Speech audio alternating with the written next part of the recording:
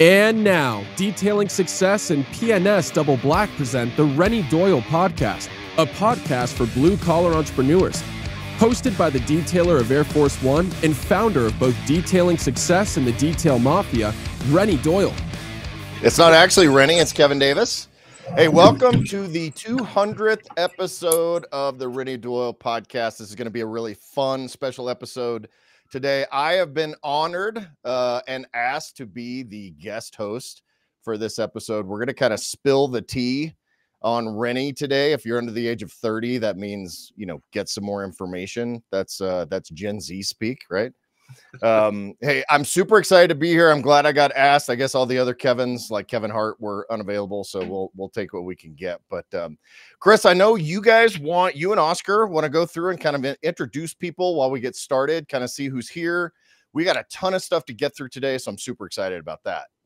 Yeah, I'll start here. I mean, for one, we got Oscar. I'm going to go down the picture list there. We got Oscar Hernandez, Detail Mafia coordinator. Next in line there, we got Diane Doyle. I think everybody knows who she is, but just in case you don't, that's Renny's wife and his better half, certainly his better looking half. She's got a lot more hair too.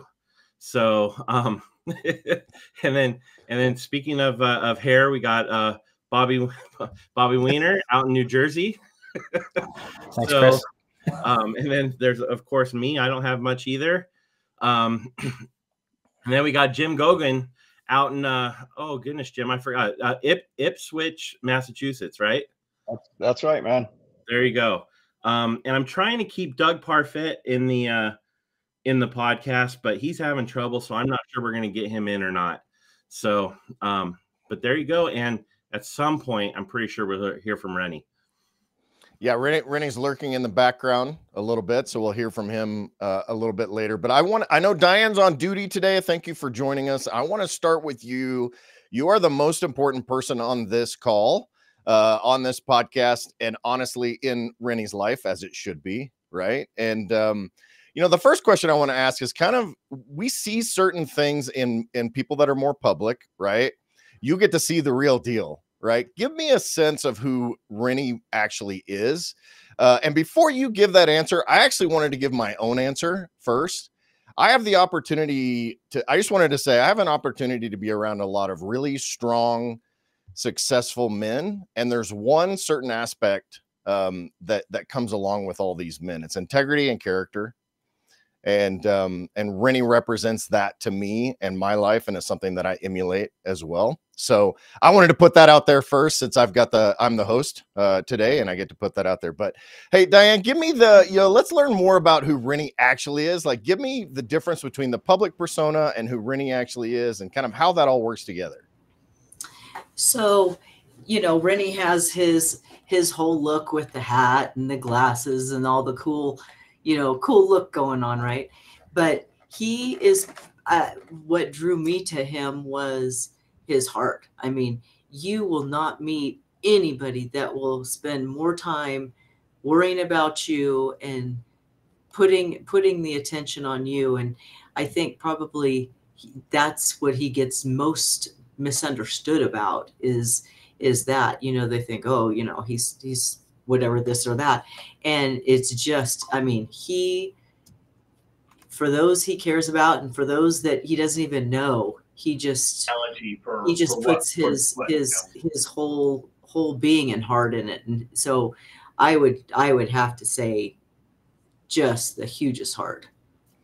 And how does, that one thing with people that are that way, the passion aspect of it can get misunderstood, right? Like when you're a passionate person and you care about other people, then that can be a problem sometimes, right? It can on, a number of different levels. Like in my opinion, probably the biggest thing is, people, take advantage and they, go out of their way to make it seem like he's not. And man, I'll tell you what, I mean, I can't tell you the number of times, he's just been heartbroken when, he goes so far to try and help somebody, and then it's, you know, turned around on him, and it just, it's very hard for me not to want to rip heads. To be mama bear and all that, you know. And one thing about someone like Renny that does give a lot like that, it really impacts you personally, and you tend to be, I would guess that you tend to be the fighter, and he takes that, you know, very personally, and he's like, no, he has to hold you back from beating people up, I'm assuming. Oh, I'm a lover too. No, yeah, I tend to, yeah, I get a little protective, and it's not just him, it's, you know, all of the people that, you know, we're around and with, you know, it's sometimes it's hard to watch. Yeah. All your guys, and especially as a mom and kind of the mother figure to all these men, you know, young men and not so young men, but that's awesome. And we really appreciate everything that you do in that regard. I want to talk about, Renny has this propensity to try to die. He, you know, like, give me a couple of stories about that. We all know, you know, most of us know about the recent story about the horse and having his face stepped on and all that. But I'm sure that and you feel free to fill us in on that story. But if any other stories that we can share, you guys with search and rescue and all of these things, I'm sure there's some really crazy, fun stories. How long do we have? We've got all the time in the world. No, it's always something. I can't believe that I've not had 8 million heart attacks, because I mean, few things before I met him, but over the course of the years, I mean, he took a header over a waterfall. Oh gosh. He was in a helicopter. They had to control land it, crashed. Probably funny one, you know, everybody knows he's a skier, and he definitely likes to go fast. Well, he got in about an 80-mile-an-hour wreck. And yeah, anybody who's familiar with Sun Valley, Idaho, him and his brother were up skiing, and he crashed. It was a shoulder dislocated, thumbs dislocated, concussion, just huge thing. And he calls me from Seattle Ridge, and he's like, "Hey, I got to have you come get me." And I'm like, "Where are you?" He's like, "Seattle Ridge." I'm like, "Put your brother on the phone," because this is like up on the top of the mountain, and it's the middle of winter, and he's wanting me to drive up and pick him up. So, there was that. He was on a rescue. Guy above him, they're scaling the side of a rock, kicks a rock down, all of his fingernails. He came home, no fingernails left.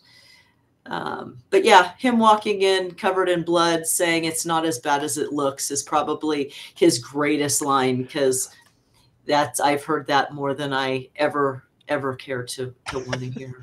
I think those of us that are married, I have several stories like that myself, and Michelle, you know, doesn't like to leave me alone for very long because the propensity for injury. And what is it that drives that adventurous spirit? I know the two of you guys have a lot of adventure. And how long have you guys been married? About 30 years. About 30 years. We're about right there with you. What is it that drives that adventurous spirit? You know, neither of us sit well. And, you know, it's a love of outdoors. It's a love of people. A lot of the stuff we do a lot of volunteer, you know, with search and rescue, and with all pretty much all aspects of our lives. It's being able to be out, not sit on the couch, not waste time, be out in the fresh air, and honestly, just be helping people. Yeah. I mean, that makes the best adventures. Yeah. And life is supposed to be fun, right? Like that's the adventure is what makes it worthwhile. Absolutely. Absolutely the road of life. I mean, if I'm gonna go down that, I'm gonna go down it on two wheels. Yeah. Sideways, 100 miles an hour, right? Exactly. Well, hey, I want to shift gears to someone else for now. If you stick around, if you can, and then we can come back to you. But Jim Goguen, speaking of stories, there's a story where he tells where he screwed up and you called him out. I think this is a great, I talked about integrity and character at the beginning of this, and I think this is probably a great opportunity to share that story. And can you tell us that story? Yeah, it was at SEMA. I can't remember what year it actually was, but Renny and Diane were having a little bit of a heated discussion, and more Renny so. And after that ended, I walked up to him and I said that, you probably really didn't need to go about it that way. Better way to convey what he was trying to get across. But at the time, I just really said it, not really thinking afterwards. I was like, I don't know how that would have affected his and I relationship, because I really called him out on it. And, he apologized right away to her. But I think later he really sat back and thought about it. And it also made me think about it. I mean, sometimes you just get so heated that you lash out at someone when there's really no need for that, because it doesn't do anybody any good. But yeah, I mean, Renny brings it up quite a bit. And like I said, I really didn't know how it was going to affect our friendship. I didn't know if he was just going to be like, the hell with you, I'm going to do whatever I want or say whatever I want. But Renny says he was embarrassed. And I think now sometimes when I go to get upset about something, I say, well, wait a minute, is there a better way to convey that, what you're feeling, without lashing out like that? But it worked out good for everybody. So that was a good ending instead of a bad ending. Yeah. I mean, and honestly, that to me seems like that's what true friendship is all about, right? I had a conversation with a guy the other day, and they said, he asked me, how do you want to get criticism? How do you want to be corrected as a man? And I said, I want to be stabbed in the face, right? I'd rather be stabbed in the face than stabbed in the back. Especially by my friends. And I think that that's something that shows what true friendship is. And the way that he responded, over time really shows that integrity and that willingness and what that friendship looks like. Right. Yeah, absolutely. And I mean, really, that's part of what the detail mafia is. We hold everybody accountable. Like, guys will list things that their goals, and when they're not hitting them, someone might say, well, how come, usually there's, everybody works together, but there's a lot of people that become tight-knit. I recently had to relocate to a new location, and my rent went up substantially. And I was talking to Mark Johnson, and I was like, man, this is where I'm at. And he's like, well, you know what? Just suck it up and do it. And because where I was before, the rent was probably lower than market value, and now I'm above market value. And it was a big step for me, but I really needed someone just to say, hey, just do it, But that's what our group is really about. We hold each other accountable with their goals, and we help push them forward. No different than a parent would with a kid. They have a goal. Okay, these are the steps that you're going to need to get there, and this is how we're going to do it. And that's really the beauty of our group. That way. Yeah, I've been super impressed. I had an opportunity to go to Air Force One last year, which was the celebration, and see some of the back behind the scenes stuff, right? And that was something that was super impressive to me, and just that camaraderie. And we've had the opportunity, Michelle and I, to kind of be, pseudo in the mix, right? And that's been super fun. Bobby, I'd love to ask you, while we're on this topic, right? So how has the Mafia grown and changed over the years? We're at 200 plus, right? Almost 200. You still are an advisor on the board, and kind of talk to me about how that has grown, how it continues to grow, what it means to the industry, and, kind of share whatever you want to share. But I want to give people a better idea of what the Mafia really is, because I don't think we often get to hear a lot of that backstory other than, more of the public side. Yeah, so there's really no other group in the industry, or even in any other industry that I'm aware of, that you can compare it to. This kind of started as just a small group, just within ourselves, and it never really thought about it blossoming to the point that it was. It was kind of just a little under wraps. We the name was out there, but it wasn't really organized or anything like that, and it was just really low key. And then it started getting out to the industry, and people didn't really know how to take it. We got a lot of sideways looks at some shows and events, and it was our goal to really try to improve not only the reputation and the members of the group in the detail mafia, but also the industry as a whole. And that was kind of our motivation from the very beginning, was to lift up, lift everybody up that has gone to training with us, and anybody else that might reach out and ask for help. And that's kind of what it was intended to be from my perspective. And it's really taken a lot of work, a lot of behind the scenes work to really make that happen. And I think that we're moving forward. We're helping move the industry forward.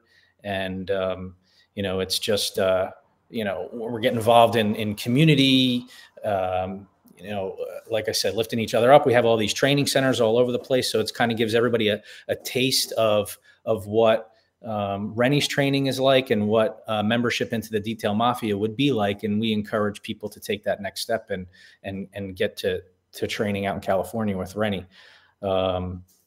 But yeah, it was kind of a slow go. And then there's a few of us that are on this call. Jim and Doug is popping in and out. Harry, we kind of started organizing it, and we came up with a code of conduct, ethics, core values, rules and regulations, all of those things. And we hold our members accountable. And that becomes, in the beginning, it was even more difficult because, we're all peers, we're all friends, and, we're all type A personalities, business owners, and trying to tell people that, like Jim was saying before, right? Hey, you might not have, shouldn't have gone about it that way, and trying to correct people and steer them into the right direction. And for the most part, everybody has been receptive to that. And again, with all of these rules and regulations that we have, every single member is held to that standard. We all have to sign that we're going to abide by this, and it's the board who really kind of enforces all of that. And yeah, I mean, it's just come a long way from just a few guys to, now there's a newer regime of board members, and they're taking it to the next level. They're really focusing on different committees and training and education and, all these different events. And it's really blows my mind how far it's come. That's awesome. Yeah, it's been fun to kind of be on the outside watching too. That's it's always really impressive to me. I try to make the distinction between business owner that happens to own a detail business versus just like a detailer, right? And I've always been super impressed with the guys and girls that are in the mafia that they're business owners first, right? And that's the primary focus. This question is based for you or for anybody else that wants to answer it. But I know with groups, it's easy to be very intrinsic, right? Always looking inward. And I know that we all in those communities, in those groups, we actually do want to look out for outward. And you said, we're here to try to raise up the industry. And I know that's one of Renny's big mantras, right? The rising tide lifts all boats. And feel free, anybody that wants to answer this, go ahead. But how are you guys really focused on, beyond the training, how are you guys really focused on trying to build the industry as a whole, as an organization? I'll start. I mean, a lot of that has to do with the different events that we go on. Air Force One, and we just had the Warbirds out in Texas, and it gives our guys the opportunity to work on some amazing things and to get that out there in social media. And then putting it out there in social media, I think also kind of shows everybody else the kind of things that are possible, the kind of things that I never would have thought of when I first trained with Renny.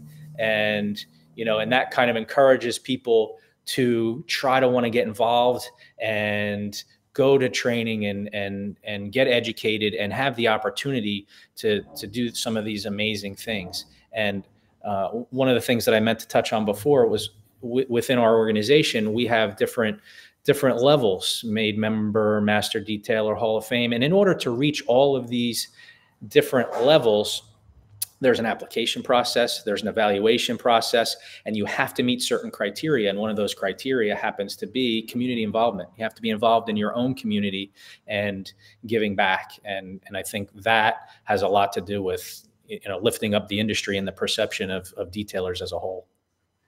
Nice. Yeah. Jim, do you want to take that, or Chris? Oscar, go ahead.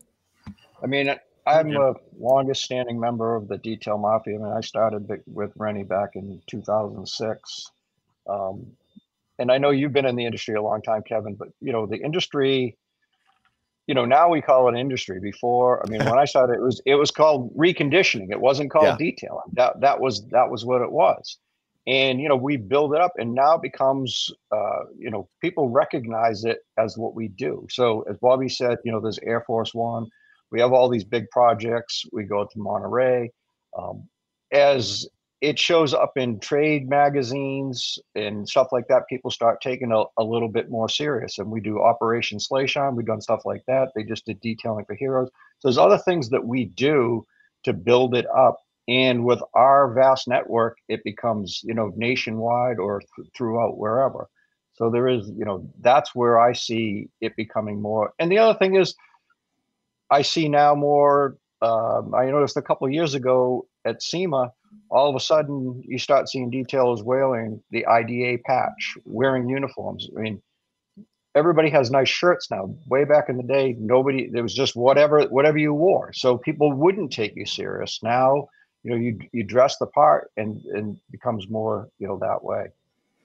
Yeah, that's great that because when you set the standards and have code of conduct and those kind of things, that trickles down to the public face of who the Mafia is and the public face of what detailing can be and what the industry can be. And then that hopefully gets emulated by those, by the rest of the industry.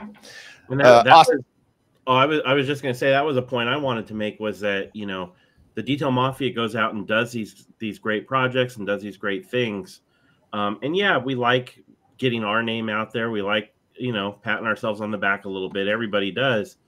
But we also realize that we are representing the industry. We know that, we realize it, and we know that the things that we do are also good for the industry as a whole, which is the ultimate goal, not just us, but the entire industry. So one of the things, if you don't mind me popping in too, SEMA, the Wednesday event, I think that's a really good example, because we have our projects that we do, and all the manufacturer, everybody's so awesome, but the SEMA event, watching it evolve over the years, and this last year being able to raise so much money for SEMA Cares and all this, but one of the coolest things to me is we've been in the industry for a long time, and you used to go to these shows, and people were there, the networking wasn't happening. No one was helping each other. No, this manufacturer, you wouldn't see them even in the same vicinity as that one. And it's cool to see, and like I said, the SEMA party is a complete awesome example of that. There'll be 3 different, competing manufacturers sitting in a little area chatting and all of that. So I think it's more of, just kind of leading the way, and, it's okay to, there's enough work for everybody. Let's try and help each other instead of, going the opposite direction. So that I just kind of thought that was a cool. Yeah, I love that. That party's it is a great example. And it's also, we're talking about people emulating, right? There are other companies now that do those on different nights. And I always, that's one of our favorite events. I remember back in the first one that I went to was at that little tiny cigar bar. And I'm totally allergic to smoke. And I walked in there and I'm 6 feet tall. And I'm pretty sure that the smoke line was at my calves. Right. Like I was like, I cannot be in this room. But yeah, it's crazy to see how far that's grown. And one of the things I love about that event is not everybody follows this just because they're busy or whatever, but you typically don't see logoed shirts at that event. I don't know if anybody else notices that, but I try to do that purposely, but I know that you see people dress nicely, right? And it's not about the logo, and it's not about the company. It's about each other. Building these relationships, networking, and building the industry. And that's something that always strikes me when I go to that event. But that's a super cool one. We love it. Kevin, if you find you talk about building the industry, all these projects that everyone mentioned to include that party would not be possible without the industry support. So, all the manufacturers that come together, everybody, we don't like to go out there and ask. It just happens organically where they reach out to us while we're doing this project and say, how do we get involved in this? And that's when we give the opportunity, because we have an open door policy of anyone can come in and, be a part of a project with us. And we allow the industry to come in, and we don't pick and choose. And I think that's great about, if anybody out there has ever been to Renny's training center, like you all have, you guys have seen that training center, that it's got everything in there. It's got all the supporting manufacturers, banners up on the walls and whatnot. So I think that's another way that we're raising up this industry, is by bringing everybody in along to these projects with us to be a part of it. Yeah, 100%. While I have you, why don't you talk a little bit more about your current role and what you see with the Mafia and the industry as a whole? And because I know that you're super active. You're one of the big wigs, as we say right now. So no, not the big wigs. not the big wigs. I am the Detail Mafia coordinator. I've been doing this for about a year and a half now. I came on and actually work for Renny, holding that position. I like to see myself as the administrative side of the Detail Mafia. I'm behind the scenes, working everything, working with the board, working with the masters, and real close with Chris Woolman. I think we talk every day, to include on the weekends. It's rare when we don't talk. I just do the behind the scenes, working with Chris Woolman, scheduling the webinars, the training, the education, working behind the scenes for these projects, like the Warburg Eagles that we just did out there in El Paso. Big shout out to Anthony Aguilar from there for planting the seed for that. He took lead on that. I was just there assisting him with different things throughout the process as I assist the board, and I assist, Renny in anything that he needs when it comes to the trainings. So, I'm very lucky and honored to have that position with Renny. Renny's very good and easy to work with, despite what other people may say. I always say Renny he's a compassionate leader. He leads with compassion, and that's because he has a big heart and he cares about everybody. And that makes it so easy for me to do my job with him, because again, he gives me his intent and I go out and I do it. Chris Woolman, when I work with him, he gives us an intent. We go out there, we work, and we get it done. And that's pretty much what I do for the Detail Mafia. It does take some work to run the group, but now that I have, some of the founders and the masters on this call, these are the guys who set the way, and I always thank them for what they did. And like Bobby said, it's a new regime that's taking it to the next level, but we always go back and ask them, not for permission, but for guidance. And they're always there to guide us in the right direction. They've been in this a lot longer than I have, and some of our board members, but they still oversee what we do. And it's not to dictate, it's because they have that knowledge. They have the experience with the group. They have that wisdom for us to continue to move us. But if it wasn't for them, I don't think this group would be where it was at right now. It's the founders who set the groundwork, that for the group. So for the guys that are on here and the ones that are not, thank you to all the founders and the masters of the Detail Mafia for what you guys have done. Yeah, that's awesome. And to that point, and anybody, you guys can answer this, but that takes a sense of humility, right? Like you have to have a bit of humility in order to look to those that have been before you, and ask for that guidance, ask for that expertise. And I think, it's no secret that the detail industry as a whole has a little bit of an ego thing going on, spoiler alert. But is that something that is innate in those that are attracted to and accepted into the mafia, or is that something that we teach in the mafia? And anybody that wants to take it, go ahead. Okay, I go ahead. Who's going to jump on? No, go for it. With this, with the training, I mean, it starts by them going to the 5-day, and that really is all Chris Woolman's doing right there. What he does, and I won't explain exactly what he does, but he gets them to the training. And the way that Renny has it set up is, I get up there, I talk to him, I do that introduction to the detail mafia. It is a whole class that they get on the rules and the regulations, the forum, and how everything works and how our group really operates.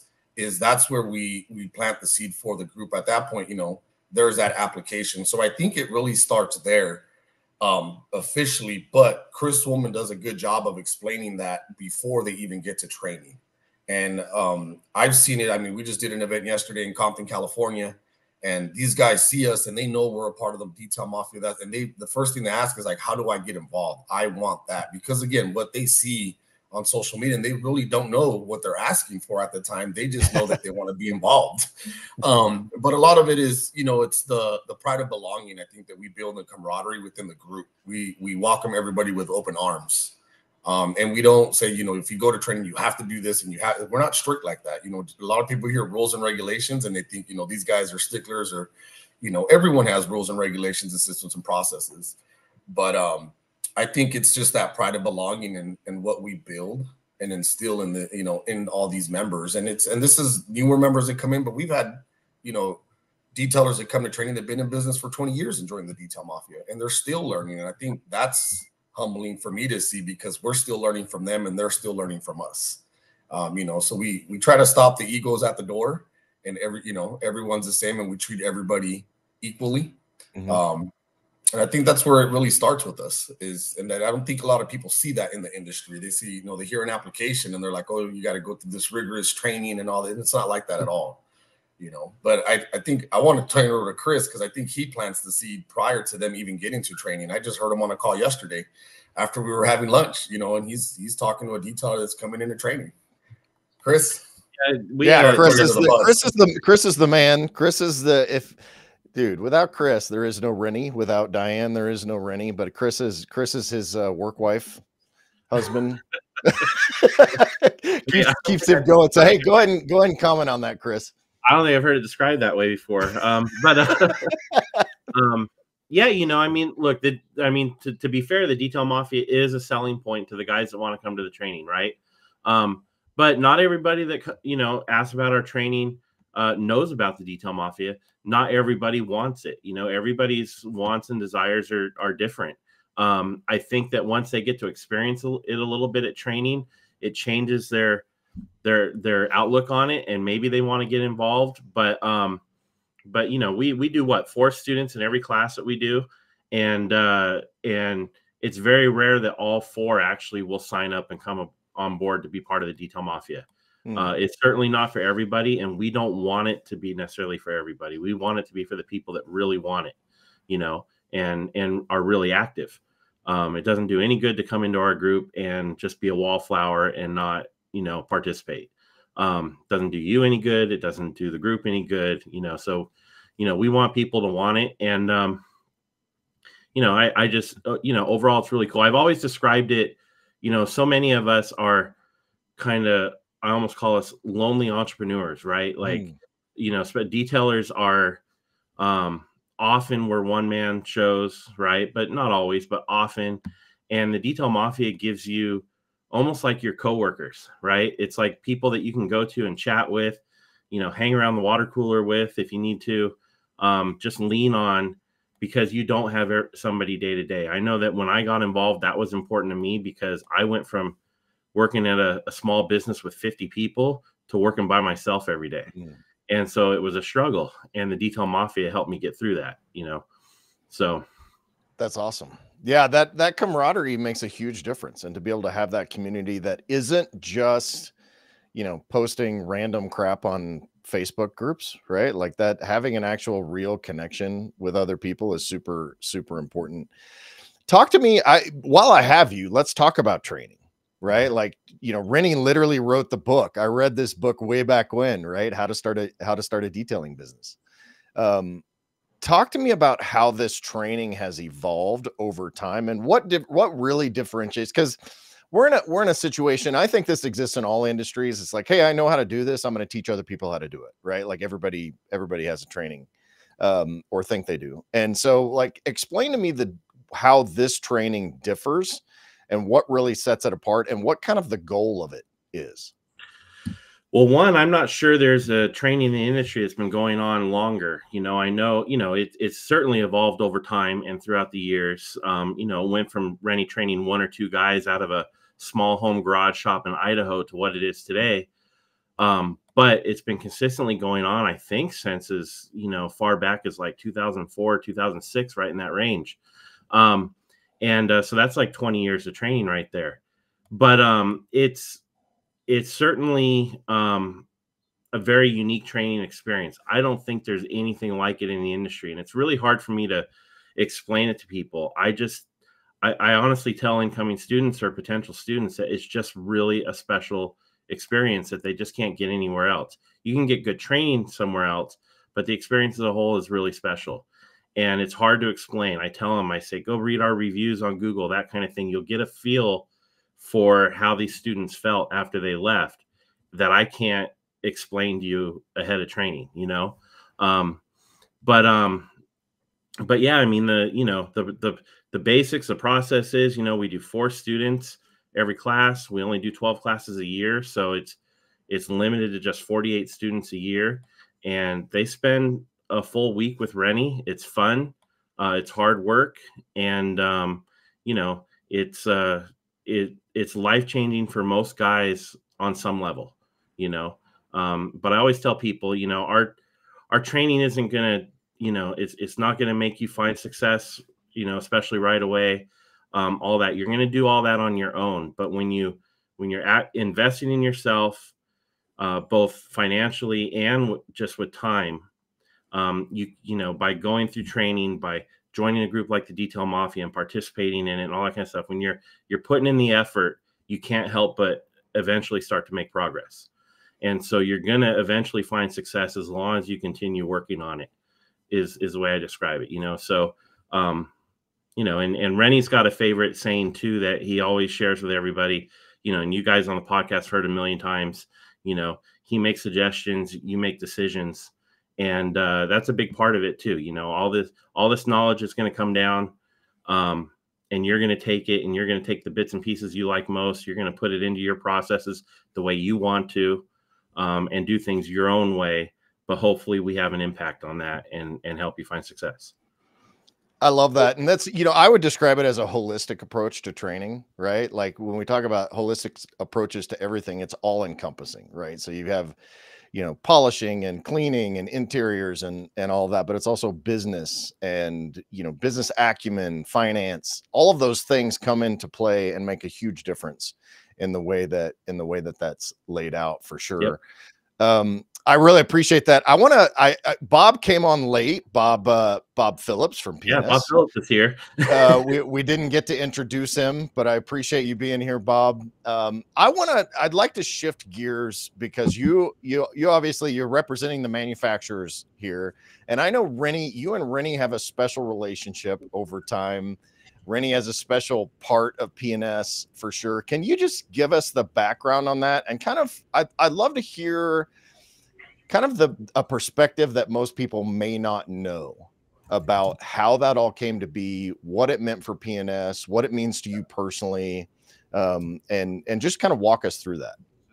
Yeah, I think, just as everybody on the call here, originally it was about, going to train with Renny.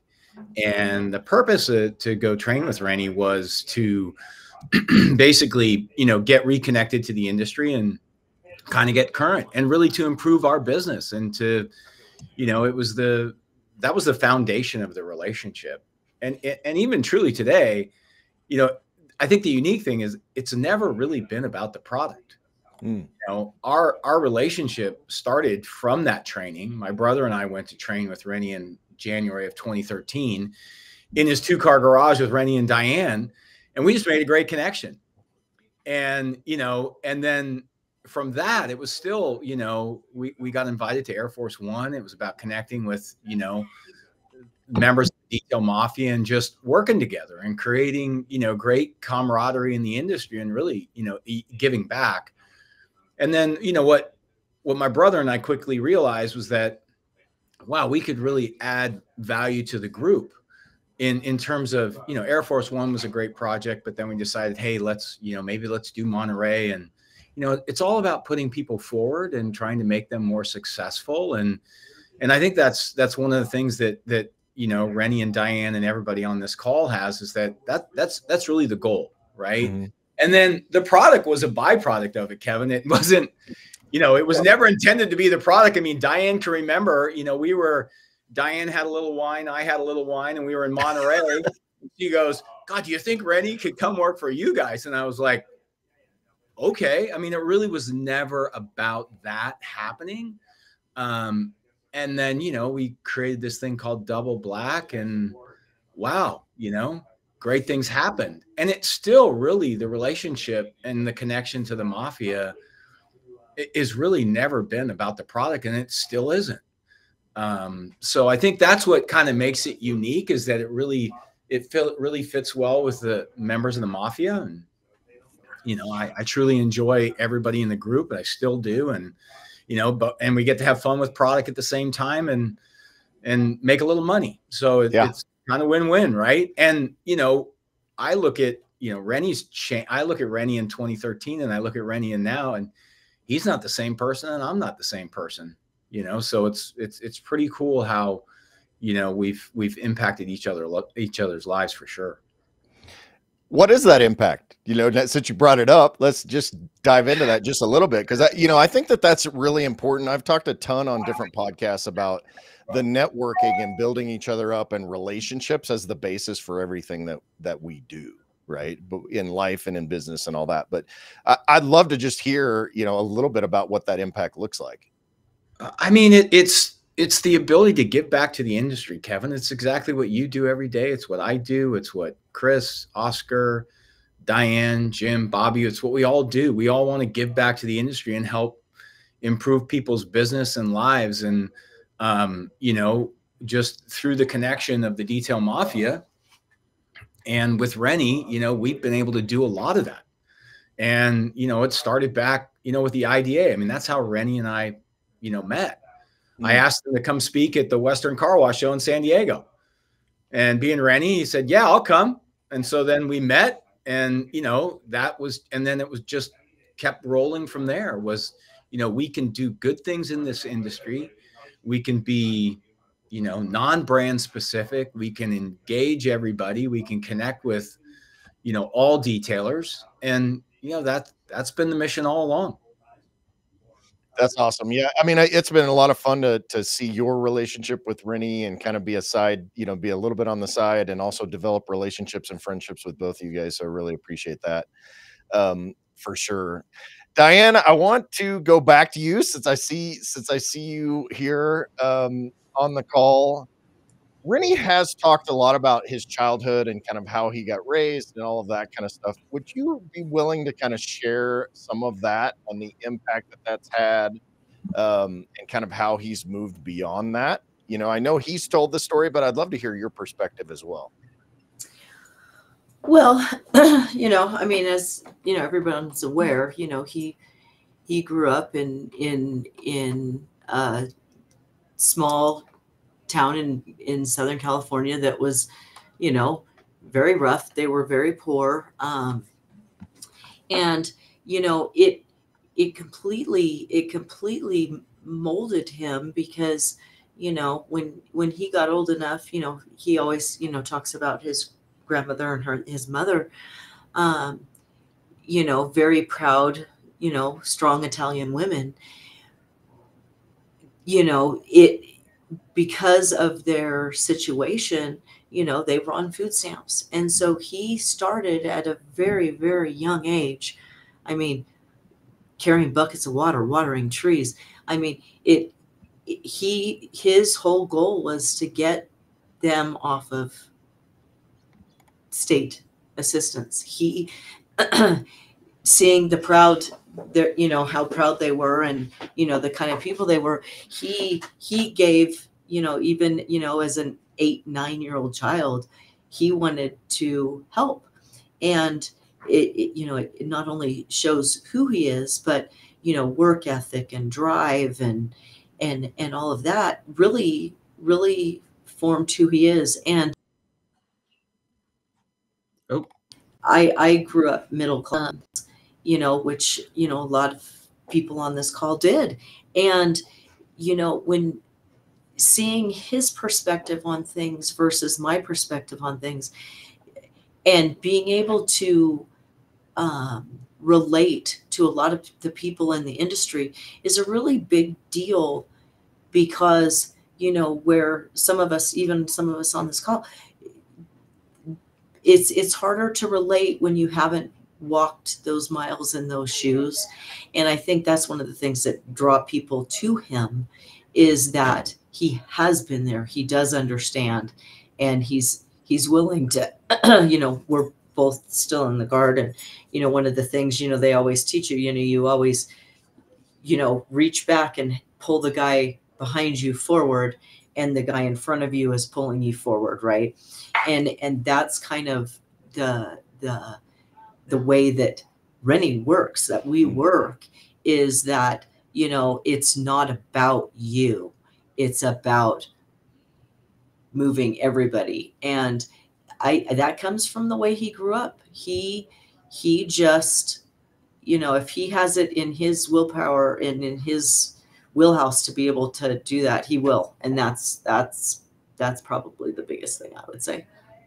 Yeah, I love that, because a lot of times if you look from the outside, right, we have the mafia, that persona we talked about earlier with the sunglasses and all that. It can feel like there's ego wrapped up in that.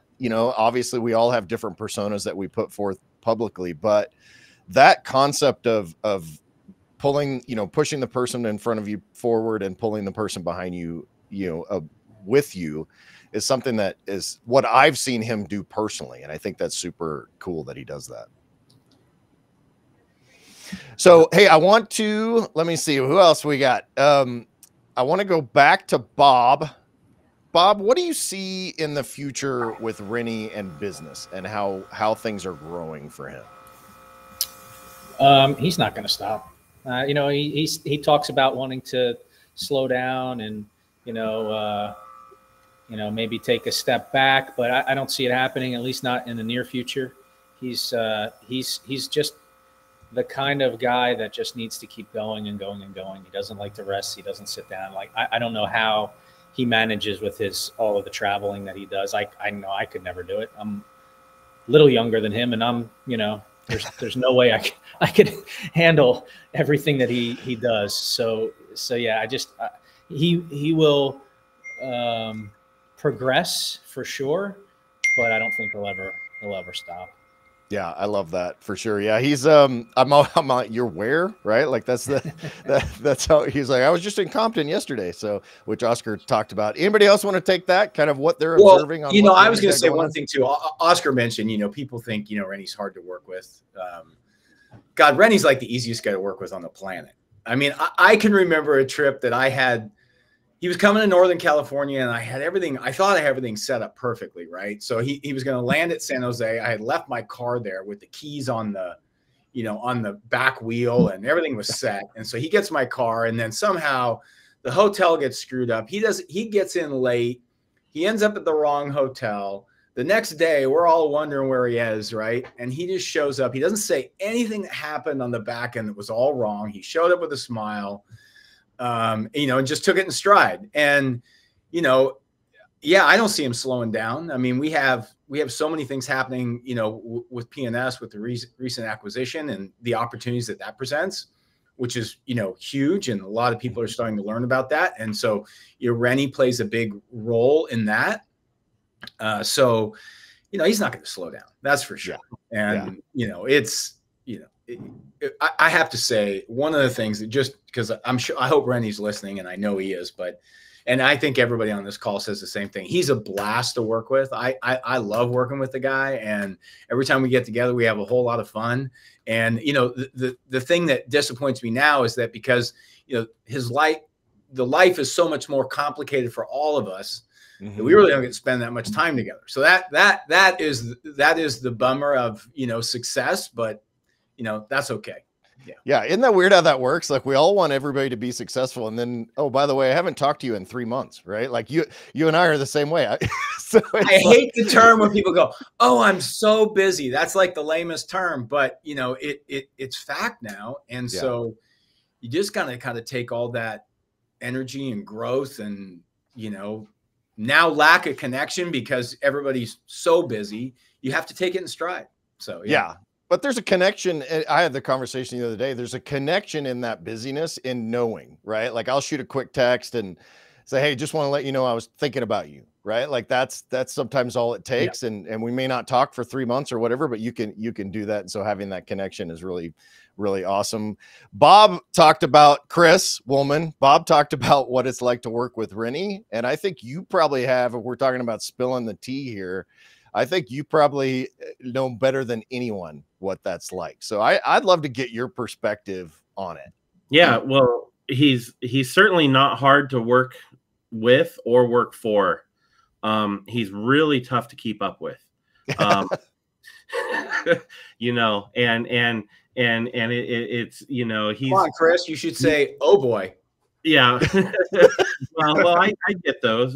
We you know, and I've had some old boy moments lately, and you know, and it's just, but he's always a couple steps ahead in what he's thinking about things, and I feel like sometimes we're just trying to keep up with him, you know, and you know, sometimes he's kind of like that squirrel, right? He's like that fast little squirrel that runs around in my backyard, and just starts off one way and then another way, then another way, and just chasing after that is a challenge. But the actual process of working with and working for him is actually enjoyable and easy. You know, I've had bosses before. I've had bosses that are not fun to work with, you know, and not easy to work with, and you know, he's definitely not one of them. So, you know, one of the to Chris, I think one of the reasons that, you know, he is that way, which is, I think everybody has seen Renny's mind mapping, you know, sheets of paper. But one of the things that's really, I think, so cool about Renny is he's really a visionary. I mean, we don't get to do it very often, but when we do get together, I go, you know, Renny, I could say, like, you know, where do you see PNS, or where do you see me going, or where do you man, he gives it such detailed thought, and he comes up with some of these crazy ideas, and you're like, really? And then, you know, sometimes that's how they happen. And a lot of times you got to throw it out there, stick it up on the wall, and, you know, maybe set an unrealistic goal, but you can get there. So, I mean, he's a true visionary. And I think that's what, you know, everybody really, you know, enjoys being around him, because, you know, sometimes he does come up with crazy stuff, but a lot of times they're home runs. Yeah, and everybody needs a Chris, right? Like, with you need a guy to take those visions and help you bring them to reality, and help you not be so visionary that you forget to actually do some stuff, right? Like that. Keep that process moving, right, Chris? Well, Renny knows this story. We were in Ohio somewhere. It was Chris, Renny, and it was Keith, Renny, and myself. We were in a restaurant, and Keith and Renny started talking about what we're going to do. And this was like 6 or 7 years ago, probably, on what we were going to do. And my head just exploded. And I went to the restroom, and then Renny came into the restroom. He goes, "Are you okay?" I go, "I don't know. I just got to take a deep breath here. I'm not sure we're going to be able to do all that, you know?" And you know what? But we did it. And so, but it came from just the collaboration and the vision. Yeah. That's awesome. Yeah. And I'm, you know, you hit the nail on the head, right? He's a visionary. I'm more like an implementer. You know, I like to hide behind the scenes. You know, I mean, hey, I've been on, I think, almost all 200 of these podcasts with them. And, you know, I'll be real honest, that's not my thing. I don't want to be, you know, front and center on a podcast like this. So I'd rather just push the buttons in the background. But yeah, it's, you know, he comes up with some good ones, and I try and help him get them done. Oscar tries to help him get them done, you know, and we go from there. That's awesome. You know, can I jump in real quick, Kevin? I think what Woolman says, you know, we do get the oh boy moments. I see it as a challenge. I love working for Renny because, again, if you've ever seen his notebook or a whiteboard when he mind maps, that's exactly how he tasks. It's like it can be here, it can be there, and then it's just like we kind of all put it together. But a perfect example of when I first came on board, he started talking to me about this leadership challenge and course that we have going on. That's just going to start happening this weekend. And to see his mind map from that and sitting down with him at his shop and actually going, and yeah, I had an oh boy moment. I'm like, wait, we're going to do what? We're going to do rappelling. We're going to go into the woods. We're going to camp out. It's like, okay, let's do it. You know, let's figure it out. And, you know, he's a visionary. He mind maps. And I think with my backwards planning, it kind of works out good. And then Chris just kind of fills the gap. So when you get all three of us together to do this, we all work a little bit different, but at the end of the day, we all, you know, make his plans and his dreams come true. And I think just working together is key to that. And Renny is kind of the glue for all that, you know, to include, you know, when Diane comes in and we all just kind of mind map together, everything just goes together. And I think that Bob has that with the PNS team when they had their vision with this. And you know, Renny just has that ability to bring people together and get things done. Not by tasking, not by, you know, dictating or anything. It's just his dream and the people around him. And I think that goes back to the detail mafia of how we operate. When we say something, we all get together and we make it happen. It's just working together. And Renny is really good at driving that force of getting people together, like-minded people, and making things happen. That's awesome. Yeah. And if you've never used a mind map, and you don't even know what that is, make sure you Google that. There's some online services you can just draw it on the paper, but that's the way you get all this crap that's going on in your head, which for me personally gets a little scary, and put it down on a piece of paper and be able to see all those interconnections and how they work. And that's really the only way you can communicate with other people also. And so having those mind maps and then being able to see them come to fruition is so cool, for sure. Oscar, now that I have you, what I want to do is I want to go through each one of us, and we'll just start at the top, as you guys can see on the screen. We'll go from Oscar and we'll work our way down, Diane and Bobby and Chris, and then over to the side. Give me one or two sentences on how, if someone said, who is Renny Doyle, how you would describe. A compassionate leader. He is a very compassionate leader. And if you want the second one, a very good mentor of mine. You know, awesome. That's how I describe it. He's a very compassionate leader. And that says a lot in itself. I mean, we can go for another hour just on talking about why he's so compassionate. And, you know, and that's how I describe him. When people say, how is it working with Renny? He's very compassionate, and that's the way he leads, and it works. You know, it really works, because it's very hard in any industry. And even, you know, with his military, my past military, to find compassionate leaders. You know, different types of leadership, but he is a compassionate leader. And that is a very good thing to have, because it's rare to have a compassionate leader in any industry.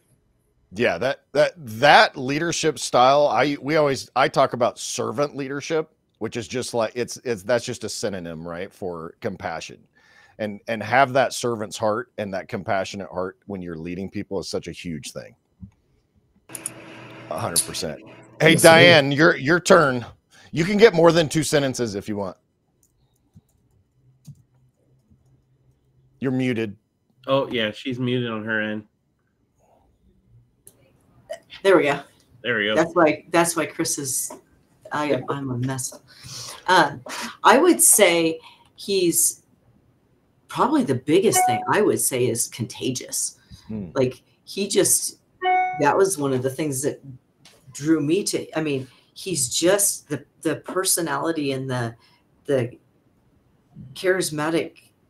People just like to be around him, and he gets, they were talking about him getting, you know, mind mapping and getting these ideas. He gets excited about it, and that contagiousness, it spreads, and people want to be involved because of how effervescent he is. So that's what I would say. I love it. That contagious mentality and that that person that he is. And when you meet people like that, you're like, I want to hang out with this person. I want to learn from this person. I want to be inspired by this person. And I love that, because that's a great way to describe him. Bobby?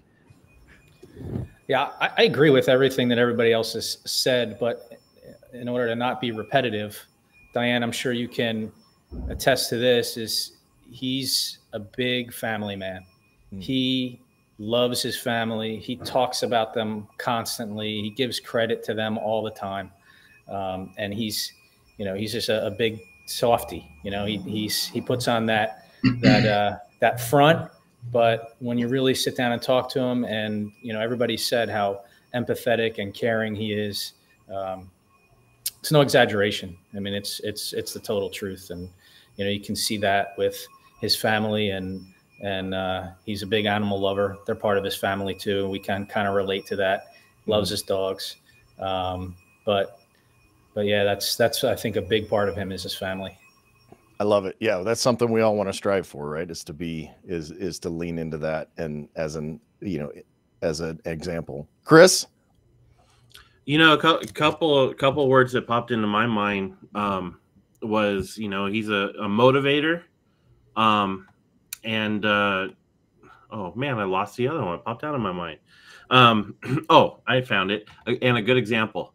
So, it's he's just one of those, a lot of times with people, it's easier said than done, right? But he'll say it and he'll tend to do it.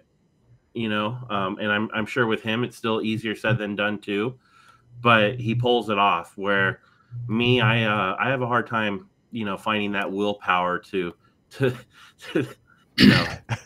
accomplish the same thing. So, but a good motivator and a good example to people, I think, is a good way to sum it up. I love that. Jim Goguen. I see him as an industry leader, but also as a leader. One of the biggest goals Rennie's always had is to help others succeed and get there faster than, he did or I did, guys that have been in the business, 35 plus years, helping them out to succeed the right way and not make as many mistakes as he did. I love it. Bob Phillips, last but not least on this section. Man, Jim, you stole my thunder on that, dude. It's like, now I got nothing. No. I think it's just, I think people maybe don't understand what truly gives Renny pleasure from my perspective. And that is exactly what Jim said. He loves to see other people succeed. He's a giver in that way. And I think that's, you can see it when he connects with people at events. I mean, he connects with people on a level that's different. It's not superficial. A lot of people go to events, they have a basic conversation. When Renny sits down with a detailer and he says, well, how's everything going? He really listens. Whether they're a mafia member or not, it doesn't matter. He wants to make an impact, on everybody's lives. And it's not purposeful. It's not ego driven. It comes from the heart. So, it's just, I'm just sad that we don't get to do that much together anymore, but we'll fix that. So, but yeah, love the guy for sure. I love that too. And, I'll throw my 2 cents in too. I said at the beginning, but it's a man that I emulate. I have a lot of men in my life that I look up to, and he's definitely one of them from an integrity, compassion, and character standpoint. And I've been really blessed to call him a friend over these last 10 or 12 years. And speaking of Renny, Chris, is he's coming on board? There he is. There he is, the man himself. We're coming up over an hour here. You're gonna have to compose yourself, I'm sure. Yeah, boy. We've sprayed some stuff in the shop, so my eyes have got. Hey, Kev, he's also a good liar. Yeah, there you go. I could see that. I sprayed some of that in my office here too, so I feel it too, buddy. It's awkward, all you say is the people on here. First off, is Diane's my world. Is recently, this is a lesson for men and women alike. Is just within the last month, I handed her a piece of paper, and I had a piece of paper, and I asked her if money was no object, what do you want to do in your life? And we both wrote down the exact same words. It was spend more time with you. So Diane, I just, I love her to death. But hearing this is kind of awkward, sitting back. But these are people I really, care a deep amount about. Jim, that day when he corrected, he demanded more of me that day. I was an asshole, and I was uptight. I was scared. I was in a new situation, and it really taught me to not just respect Diane, but respect myself, and to slow the pace down. And the reason why I bring it up all the time is because it was probably one of the best lessons of one of my best friends in the world could ever teach me, because it affected the person I love more than anybody, but it affected everybody in my life. That was a pivotal moment, is that it really taught me a life lesson. And I was in no means, matter of fact, I'm so grateful for Jim saying that.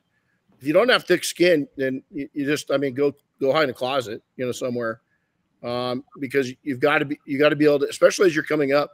Detailers have never been put in that position before, to where so many eyes were on you, and it was, a lot of people think I love the limelight. I'm actually very uncomfortable in it. I learned to be comfortable with being uncomfortable in that limelight. And so, just clarification there. I always turn it back on the other detailer, especially when I can see they maybe come from a similar background. I've also had to knock off the chip on my shoulder of people that had it a little easier than me because of their situation, because it goes the other way too. And so I had to learn that lesson, on that. Jim, I'm going to arm wrestle you for the longest standing Mafia member. Yeah, I guess you beat me on that. No, I will arm wrestle for it. Ego versus self-confidence. I think a lot of people see people out there, just not me, Kevin, Bob. You guys are super fit, right? You've got Oscar, that's Marine Corps. Bobby's, a lot of people don't know he's law enforcement. I went to a call with him one day, and there's nice Bobby. He's this great guy, and then he gets to work Bobby, and he's a cop. And I dribbled P out for 2 days. He scared me, right? So we all have this persona that we put on, but really, is it ego or is it self-confidence? And so always ask yourself that. When you meet somebody, you think it's ego. It might not be. If the person's putting other people down and stepping on other people, it's ego. If the person is pulling people up with them, it's self-confidence. There's the difference. And, I do remember that day of telling Bob I had an idea that where I wanted to see double black go. And he goes, man, I said by year 5, and, to have him in my life, we changed each other's lives. I'd been in a position where I had rapid growth before. This was different because I had the right partners, and I couldn't have done it. We couldn't have done it without each other. We couldn't have done it without the Mafia. We couldn't have done it without the industry. We couldn't have done it without you. And so that's what a lot of people don't realize, is that we just do that. But, I also want to own up, because we haven't talked to him in a while. I'll owe Bob Phillips a trip to Mexico. Yeah. Yes, you do. You do. I owe you a trip to Mexico still, So I didn't think a certain president was going to get in office, and he did. And so I told him if he got in office, but I still think in my mind I'm denying he's there. And I think he's probably doesn't even know he's there. I think we're all in denial what's going on. So that's okay. But Bob, a little piece of advice, Bob, make sure that you specify what part of Mexico. All right. Like you could end up in a bar in Tijuana. No, we're gonna I don't want to go surf. Hey, Renny, we're not going surfing in Ensenada. I can tell you that right now. Right. And so, all these things, the cool things, there's some hard things. Jim, to come out and to mention that incident, this wasn't building me up. This was saying that I'm flawed.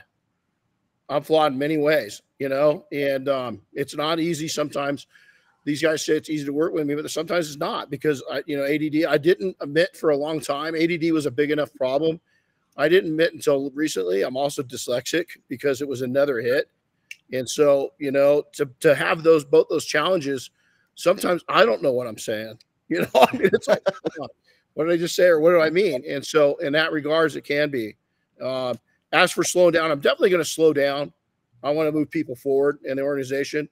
Are we going to change? No, we're going to make, I covered some things. I'm going to go over it with Bob in the ATG group here in the next few weeks. Is we're going to go into attack mode on some other educational opportunities. And we're going to triple or quadruple the size of Detailing Success, over the next 5-6 years. And so, Chris and Oscar just got the whole lowdown on that, a little over a week ago, and so We're not going to slow down. We're going to move ahead because we have the smarts and the right people in position to do all these things. And so it's an exciting time, and having all of you on is pretty special. So I wanted to thank you, all of you. Love you very much. Dude, I'm so excited to be able to have this opportunity. Somebody's got a little echo, but thanks for letting us be a part of this. Chris, you want to mute everybody? Yeah, let me see, because I'm not hearing it. But there you go. I think we're good. Renny, is there anything else that you want to be able to say after 200 episodes? What can you share about what this podcast has done, what it means, what your goals are moving forward, since we are at this kind of milestone precipice of what's next? I'll tell you, be willing to pivot, because the original idea I had for this podcast was blue collar is going to be more in detailing. And a little thing called COVID happened, and it just took it. We had to go into our idea. If you go back to that time frame, Chris and I we're doing podcast or going live. I mean, geez, I don't know how many times a week, Chris. 5 days a week. Yeah. Back during COVID, we did a lot of live online events, I guess you call them. So, not necessarily podcasts, webinars, whatever they were. Yep. But it took it a different direction. So I'd like to see it go back, start kind of what you've done, Kevin. I've really appreciated what you've done on all your messaging and your, what you're putting out to the universe. Is, it's bigger than just detailing. It's blue collar. Because I think now we're at the point the industry is going into where we're like contractors. Mm-hmm. We're sending proposals out. We're getting to where it's a really legitimate industry where people are making, it 7-figure incomes, or, bringing their shops are no longer 6 figures, a big deal. It is to a lot of the small shops, but now we've got people hitting multi 7-figure, some shops going up to the 8-figure, mark. And so we are past that. So we want to pivot on that, make it more exciting. Another book in the works. We brought everybody in. COVID, Bob and a bunch of people. Kevin, I think you're involved. We're going to make an industry book. And a term I hate with Bob is we got busy, and so as I bring other people into it, and Chris and Oscar play a bigger part in all of this, those are the things that we want to do. I finally got my thyroid after 10 years dialed in. I feel good, and things in my body and my mind are shifting, and it feels good to be back to the original, me again. And I'm taking a lot more time for fitness, and Diane and I, we escape a lot more, now. And so that's my reason of slowing down. But the podcast, we are going to change it up a little bit, not much, but we're going to start bringing in, outside folks. I've got a great bookkeeper. I've got a great CPA, to talk to us about how we all work together and so forth. And we're just going to make it more about, divide, conquer, live a great life, build a business that's going to support that life. I love it, man. The podcasting's not easy. People think it's easy. I read this morning that if you have released 21 episodes, you're in the top 1% of podcasts. Wow. Only 9% do more than one episode. Is that crazy? It is. Like it, and so I commend you guys for being able to do 200 of these, for going live. I don't go live, which I should do more, but this is Chris is at the center of that. I mean, he's the one. I mean, in all honesty, the credit's got to go out to him. I mean, I show up, Yeah. I mean, I write. You're what we call the talent. Yeah, I don't know about that. I don't know about that. I'm called what you're stuck with is what I'm, it's again, I like, because everybody on here, there's so many, I could have brought probably 25, 30 more people on that are life changers for me, is like when I met the Phillips brothers, coming out of a time where I decided just to shrink back business for a while. We got so big, and you guys think I travel, and my schedule's hectic now. Holy crap. 2010 and back, for 10, 12 years. Oh. And so, I met them, and I was at a nice little pace. I had, like Bob said, a little 1,800 square foot shop on the main boulevard. One third of it was an office. The other back side was big enough to squeeze 3 cars in, but 2 cars really comfortable. We had it nice and clean. We had a couple houses. And when this popped up, I was like, self-employed, multiple mortgages. How are we going to buy this? And Bob and others stepped in and just encouraged me, and we did it. Now look what we've got. It was a dream for 3 years to get to this.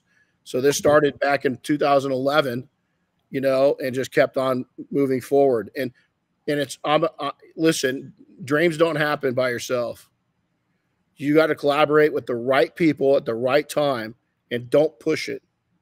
It's got to be. Bob and I in the early days, remember this, Bob, is we used to say, damn, why wouldn't we do this 10 years before we did? Neither one of us ready. We weren't ready for it. It would not have happened. It wouldn't have failed maybe, but maybe we wouldn't have been so charged up. We were at the ultimate time in our careers and lives with the right knowledge and the right outlook and the right abilities, and it happened. And a little bolt of lightning.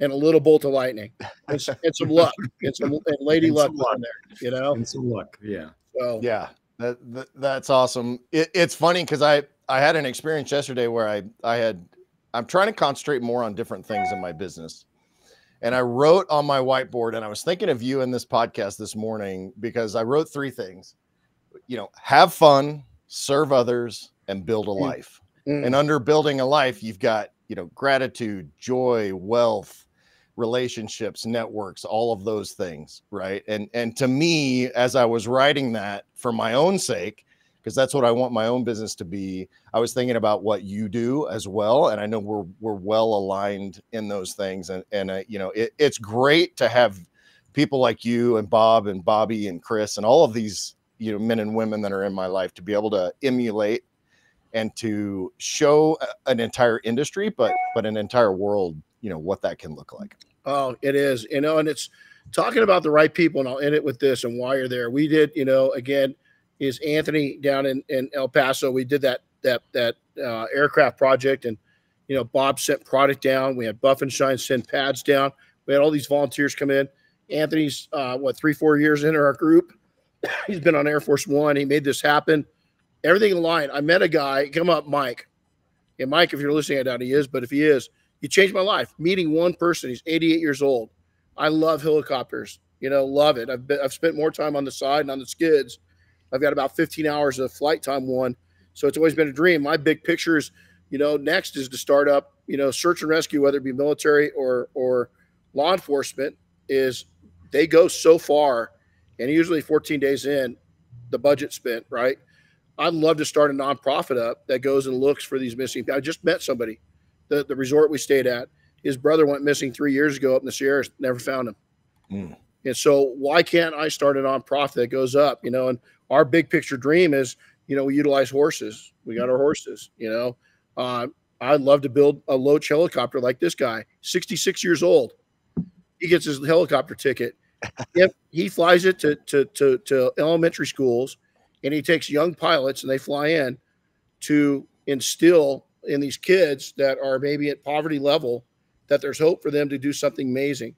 And the pilot is a 26-year-old director of the museum. So she goes in, she's Latino, she's a female, she's young, jumps out of this helicopter that she just piloted in with Mike and talks to these kids. How amazing is that? And so, I'm looking at the bigger picture now of the last 1/3 of my life of making, again, jumping right back into it and making some cool things happen. That's awesome. Well, I think that's a great place to wrap up. Chris, I don't know if you have any housekeeping we need to do towards the end of this, but I really appreciate you guys giving me the opportunity to sit in on this special moment, and just the opportunity to be friends with all you guys. So I really thank you for that. Thanks, guys. Thank you. Everything kind. And Jim, you changed my life, buddy. I always tell you, he's the silent giant of the detailing industry, and he's changed a lot of lives, not just mine. All of you have. Thank you. Thank you. You've changed my life too. Thanks, buddy. All right, man. Thanks, guys. This was a privilege. Again, little chemicals going off in the spot. So, thanks, everybody. We'll see you, man. Yeah. Thanks, guys. Thanks, Kevin. Yep. Thanks for listening to the Renny Doyle Podcast, brought to you by Detailing Success and PNS Double Black. Listen to new episodes weekly, and be sure to subscribe on Apple Podcasts, Spotify, or wherever you get your favorite podcasts. And don't forget to share with your friends and colleagues.